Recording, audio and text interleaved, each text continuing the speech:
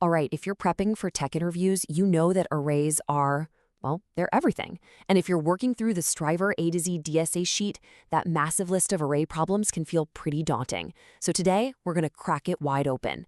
Think of this as your ultimate revision guide to absolutely conquer it. Yep, that's the number. 40. 40 array problems just staring back at you from that sheet. It's the single biggest topic on there for sure. And getting a solid handle on it is, absolutely essential if you're aiming for those top-tier companies.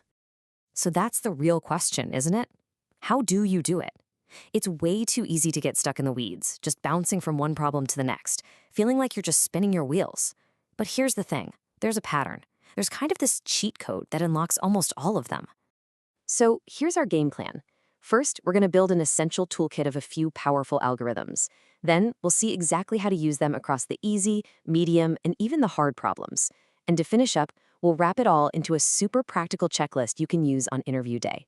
Okay, pay attention, because this right here, this is the secret sauce. Instead of trying to memorize 40 different solutions, which is just impossible, you only need to get really, really good at about 6 core patterns. So let's dive into the big idea, the aha moment for each one. First up, Kadon's algorithm. This is your absolute go-to for any maximum subarray problem, and the logic behind it is just so smart and simple.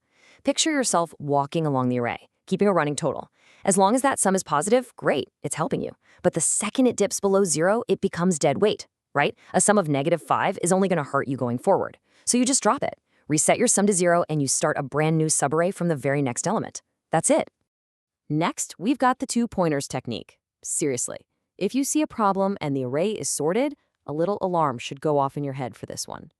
Instead of that slow, clunky, nested loop that takes ages to run, you just put 1 pointer at the beginning and 1 at the end.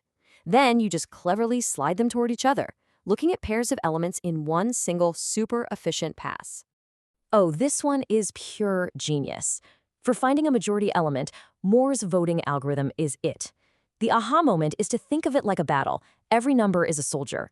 When 2 soldiers from different teams meet, they take each other out. Poof, they're gone. But the majority element, by definition, has more than half the soldiers. So even after all the fighting, they're guaranteed to have at least 1 soldier left standing. That lone survivor? That's your guy. That's your candidate. Okay, what if you need to sort an array that only has 0s, 1s, and 2s? Forget all those complicated sorting algorithms. The Dutch national flag approach is so elegant. It uses 3 pointers, a low, a mid, and a high, to divide the array into 3 sections. The low pointer builds up the 0s, the high pointer builds up the 2s, and the mid pointer just scans through, swapping everything into the right place. And it does it all in just 1 pass. It's beautiful. So merging 2 sorted arrays can be a real pain, especially if you can't use a bunch of extra space. The gap method is the breakthrough here. The best way to think about it is like a weird version of insertion sort. You start by comparing elements that are far apart, a big gap, and swap them if needed. Then you shrink the gap and do it again. You keep shrinking that gap until it's just 1. This whole process just naturally pushes all the elements into their sorted positions, right there in the original array. And finally, for those really tricky count inversion problems, we're going to cleverly hijack the logic from merge sort. So first, what's an inversion? It's just any pair of numbers where a bigger one comes before a smaller one. The whole idea here is that when you're doing a merge sort, in that merge step, anytime you grab an element from the right half and place it before an element that's still left in the left half, you've just found a bunch of inversions. By just counting up these jumps every time you merge, you'll get the total count for the whole array. All right, we've got our toolkit. Let's put it to work. We're going to start with the easy tier. These problems are all about building up your confidence and just making sure you've got the fundamentals down cold.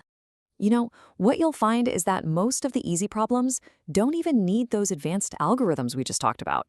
Usually, you can solve them with a simple loop through the array, or, and this is a big one, by using a hash map for really, really fast lookups and counting how many times something appears. Think about a classic like find the first non-repeating character. That's just a perfect job for a hash map. Master these 2 things, and honestly, you've pretty much got the easy section handled. And just like that, by getting comfortable with basic loops and hashing, you've already knocked out about 1/3 of the core patterns you need for the entire arrays section. See, we're making real progress here. All right, on to the medium tier. This is where the magic really starts to happen.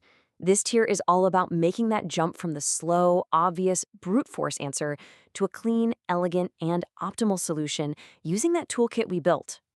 So let's talk about what's happening here. A brute force solution, the one with nested loops, is slow, like O of n squared slow.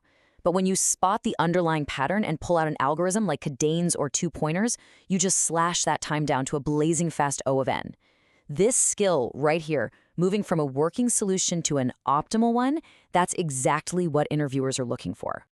So now, by mastering these optimization patterns, you've unlocked 2/3 of the entire array problem set.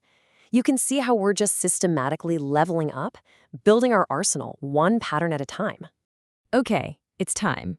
Let's talk about the hard tier. These problems can look super intimidating, I get it, but they are almost always just a clever mix or a unique application of the same core patterns we already know. They're meant to really push your problem-solving skills, but with our toolkit, you're going to be ready. Let's go back to count inversions, that classic hard problem. The brute force O of n squared solution is an instant no in an interview. The key insight, the breakthrough, is recognizing that this problem maps perfectly to our merge sort logic. As you merge those sorted halves, every single time an element from the right has to jump over elements on the left, you just add to your count. It's a perfect example of how a hard problem is usually just one of our known patterns wearing a clever disguise. And there it is, 100%. With that, you have officially mastered the core patterns for the entire array module. From simple hashing all the way up to advanced tricks with merge sort, you now have the complete toolkit to solve pretty much any array problem they can throw at you. So how do you pull all this together when you're actually in an interview and the pressure is on? Let's build a simple, actionable checklist to run through in your head the moment you see an array problem. First thing, always clarify the constraints on time and space. Then you start pattern matching. Is the array sorted? Boom. Your brain should immediately go to two pointers.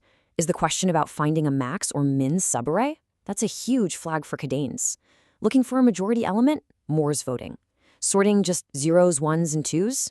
That's got to be Dutch national flag. This mental model trains you to see the pattern, not just the individual problem.